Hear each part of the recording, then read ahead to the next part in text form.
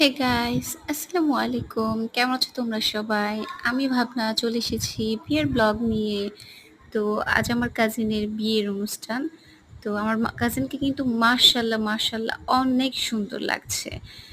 তো সব মেয়েদের মনে একটা আনন্দ থাকে বিয়ের মধ্যে কিভাবে সাজবে, কতটা সুন্দর লাগবে, তাই তো?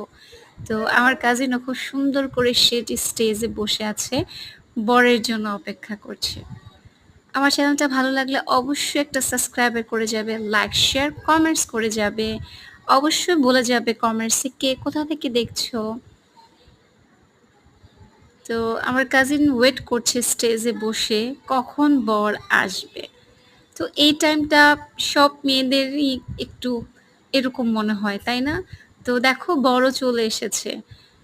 বর চলে এসেছে, স্টেজে বসে আছে। বর ওয়েট করছে কখন কনেকে দেখবে। দেখো বরের জুতো নিশ্চয়ই নিয়ে গিয়েছে আরেকজন, তার জন্য এক পায়ে জুতো নেই, উনি এক পায়ে জুতো ছাড়াই বসে আছেন। স্টেজটা কিন্তু অনেক সুন্দর লেগেছে আমার কাছে, অনেক অনেক ভালো লেগেছে। তো দেখো কনের ফটোশুট চলছে, খুব ভালো লাগছে, অনেক সুন্দর লাগছে। প্লেসটাও অনেক সুন্দর হয়েছে, কনেকেও সুন্দর লাগছে, সবকিছু মিলিয়ে সবটা অনেক অনেক সুন্দর হয়েছে। তো দেখো তার সাথে একটু পরেই চলে আসবে আমাদের বরও কনের সাথে ফটোশুট করার জন্য ওয়েট করছে বর কখন যাবে। দেখো দুইজনকেই কিন্তু মাশাআল্লাহ অনেক সুন্দর লাগছে। বর কনে দুইজনেই একসাথে ফটোশুট করছে, তার সাথে চলে এসেছে কনের কাজিনরাও একসাথে ওদের সাথে ফটোশুট করার জন্য।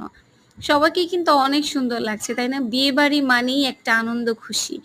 তো যদিও আমি সবগুলো ভিডিও নিতে পারিনি, তো দেখো চলে এসেছে বরের জন্য সাগরনার প্লেট। তো বরের শালিকারা সবাই বরকে খুব যত্ন করে হাত ধুইয়ে দিচ্ছে, যত্ন করে এখন খাবারও খাইয়ে দিবে বলো। যদিও বরদের মধ্যে এটা একটা খুব স্পেশালিটি, তাই না? হাত ধোয়ার পালা, তারপর খাওয়ায় দাওয়া, সবকিছু মিলেই একটা মজা। তো দেখো সবাই এখন বরকে খাইয়ে দিচ্ছে এক এক করে। সাগরনের প্লেটটা থেকে কে সবাই এখন খাবে। খাবারটা খুব ইয়াম্মি ছিল, খুবই মজা হয়েছিল রান্নাটা। দেখো সবাই ব্যস্ত হয়ে গিয়েছে বরকে খাওয়ানোর জন্য। বরের ফ্রেন্ডসরাও ছিল তার পাশে, খাওয়া দাওয়া করছিল। যদি আমি সব ফুটেজ নিতে পারিনি, আসলে এখন বিদায়ের পালা, একটা মেয়েই বোঝে বিদায়ের টাইমটায়। তো আজকে এখানেই এতটুকু। আমার চ্যানেলটা ভালো লাগলে অবশ্যই